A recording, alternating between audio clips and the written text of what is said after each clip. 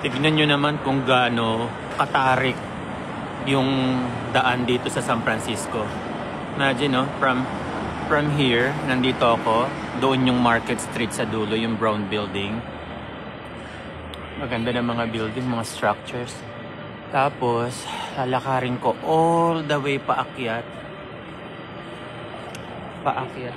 Daanan ng cable car yan. Ayan yun, no? Yung cable car track. May dumaan ng cable car. Ayun, no? Nasa dulo. Nasa pinakadulo yung cable car. Ayun. Tapos, ayan, ganyan katarik yung lalakarin ko hanggang doon sa pinakataas na yon. Medyo masyadong yung video, masyadong malinaw dahil maaraw. Pero ang ganda nito, oh. Bangko lang yan, ha? Para kang nasa Greece.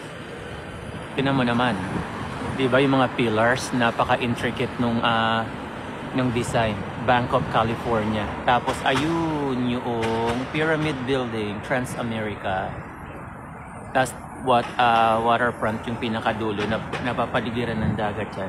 Kerry Building, Embarcadero. Tapos ayun yung Market Street doon sa side na yun, sa left. Anyway, aakyatin ko yun na ayun may dumaan na cable car sa dulo. Powell Street yun.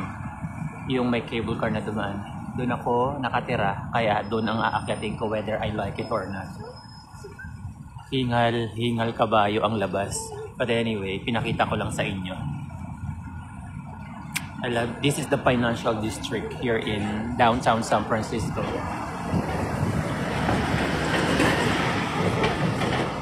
Alright.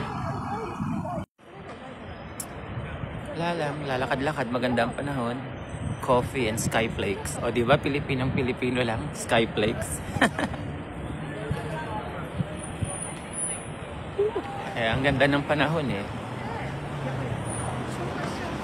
Samantalahin natin kasi mostly maginaw, as in super ginaw. Today, it's still malamig pero hindi siya ganun sobrang lamig na naninigid sa kalamnan. O yung masakit sa tenga, ilong, naluluha-luha yung mata, at masakit sa mga daliri. Tama lang, enough na cool air, presko, hindi ka mapapagod maglakad. And spring to, ang season, kaya kahit saan ka magpuntang part ng downtown, puro bulaklak, pati design ng mga establishments.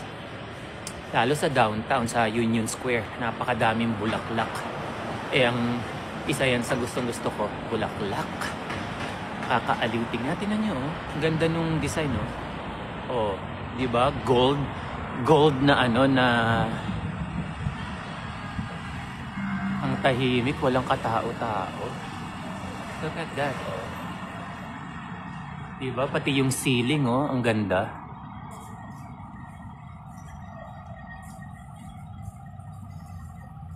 Anyway, have a nice day, guys.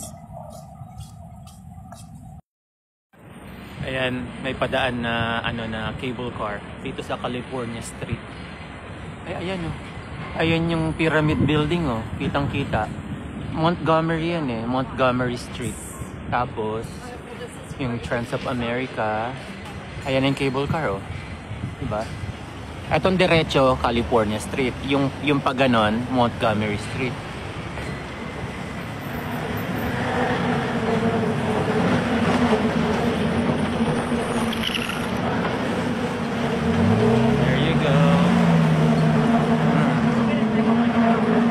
Sa pinakamagandang hotel yung nadadaan ako rito, lalo nung December, napakaganda ng decoration nila.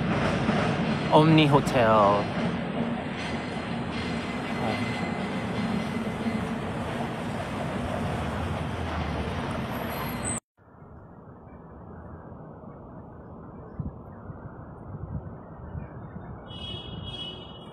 Hiningal ako, ang layo ng nilakad ko, kaya tinanggal ko na yung jacket ko dahil ang bigat nitong jacket ko.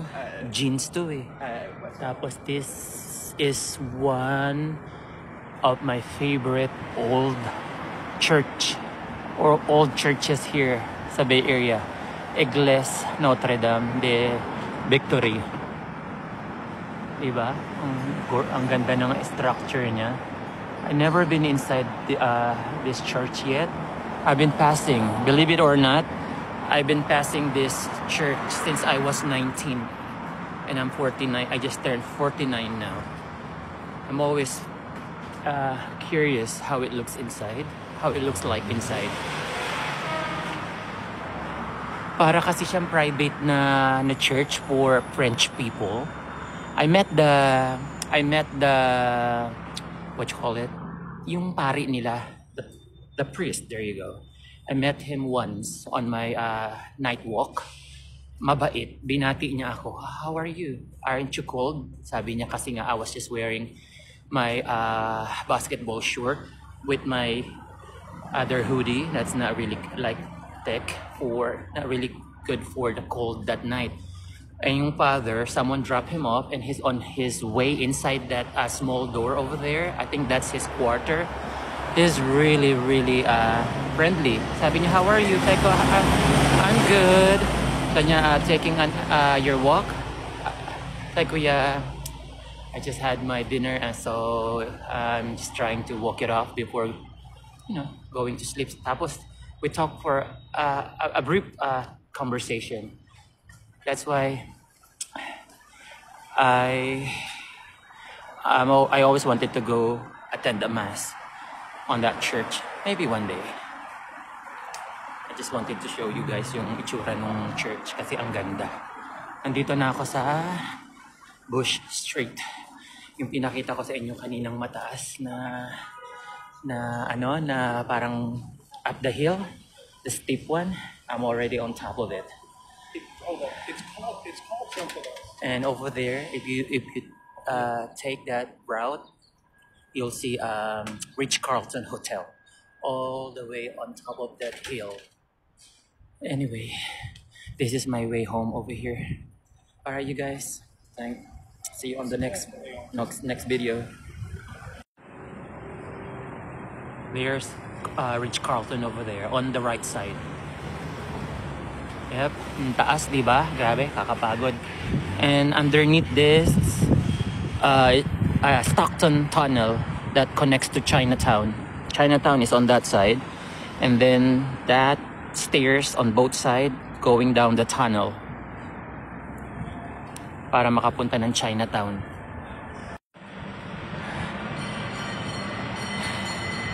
Ito na ang Powell Street.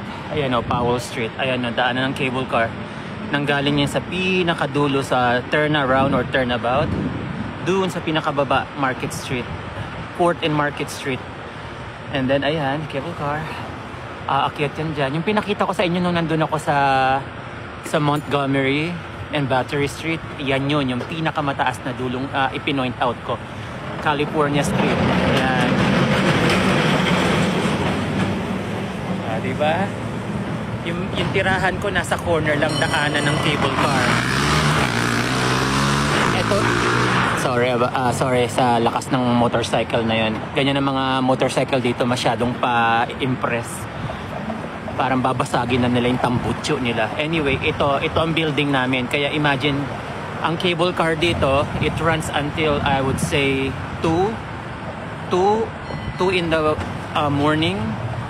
Kaya konti lang ang pahinga dahil kung hindi ka sanay sa ingay, hindi ka makakatulog. Daanan ng mga sasakyan. Isa sa mga bintana na yan ang aming apartment.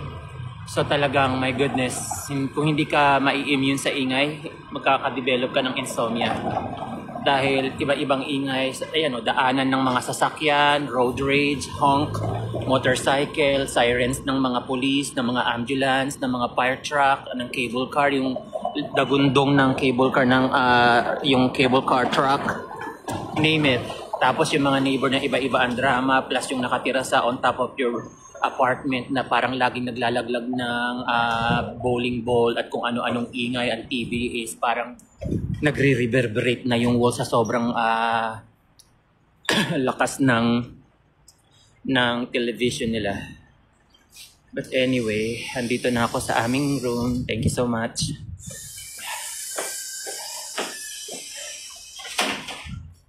At least nag-thank you ako, di ba? Lagi naman ako nagti-thank you eh. Pero yung tingin niya para bang Sorry, bubukas mo din lang naman. Di papasok na ako. Bakit hindi? Ako naman, nagiging tagahawak nga ako ng mga pumapasok. Kahit hindi nagti-thank you ano gagawin ko? May hawak nga akong cellphone, tapos may hawak ako niyan sa kabilang kamay. I-check ko yung mailbox. Para hindi na ako lalabas mamaya at mag-check ng mail. Kasi gusto ko pag pumasok ako, hindi na lalabas-labas yung tayo, ganyan.